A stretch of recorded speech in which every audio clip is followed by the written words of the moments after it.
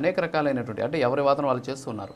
అసలు ఇందాక సెక్రటరీ గారు మాట్లాడుతూ అంబటి రాంబాబు అక్కడికి వెళ్తే ఆయన మీద దాడి చేసేటువంటి ప్రయత్నం చేశారు. గ్రంథాలయ సంస్థ చైర్మన్గా ఉన్నటువంటి ఒక మహిళ దుర్భాషలు అన్నటువంటి సందర్భంలోనే ఆయన ఈ వ్యాఖ్యలు చేయాల్సి వచ్చింది. పోలీసులు కూడా అక్కడ ప్రేక్షక పాత్ర పోషించారు అని చెప్పేసి ఆయన కొన్ని వ్యాఖ్యలు చేశారు. దాంతోపాటు అంబటి రాంబాబుకు చంద్రబాబు నాయుడు మీద ఎప్పుడు అలాంటి వ్యాఖ్యలు చేయలేదు, ఏదో మాట తూలాను ఆ సందర్భంలో అనేటటువంటి అంశాన్ని ఆయన చెప్పారు అనేటువంటి విషయాన్ని కూడా సెక్రటరీ గారు కూడా చెప్పినటువంటి పరిస్థితి. ఎస్ బండారు వంశీ గారు గుడ్ మార్నింగ్. ఒకసారి అసలు ఏం జరిగింది నిన్న అనేది ఒక్కసారి వీడియో చూద్దాం.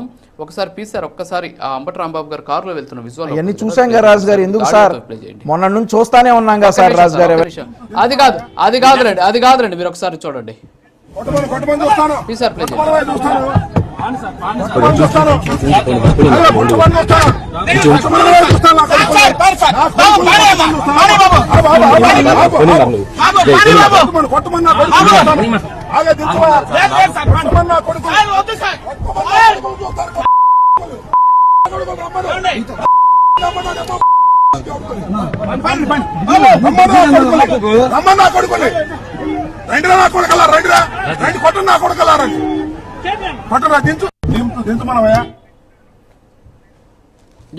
ఎస్ ఇప్పుడు చూసాం బండారు వంశీ గారు ఆ విజువల్లో ఏముంది, పోలీసులు వాళ్ళందరినీ కూడా పక్కకి నెట్టేశారు.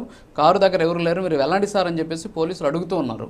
అడుగుతూ ఉంటే ఈయన రండి కొట్టండి అని చెప్పేసి అద్దాన్ని దించేసి మరి వాళ్ళతోటి మాట్లాడుతూ ఉన్నటువంటి పరిస్థితి. అంటే ఒక ఉద్రిక్తత పరిస్థితులు ఉన్నటువంటి సందర్భంలో వ్యవహరించాల్సినటువంటి తీరు కూడా చాలా పర్టికులర్గా ఉంటుంది. మరి అలాంటి పరిస్థితి లేకుండా ఆయన రెచ్చగొడుతున్నాడు, వాళ్ళు బూతులు తిడుతున్నారు, రమ్మని చెప్తున్నారు, పోలీసులు వెళ్ళమంటే వెళ్లకుండా అక్కడే ఆగి ఉన్నారు.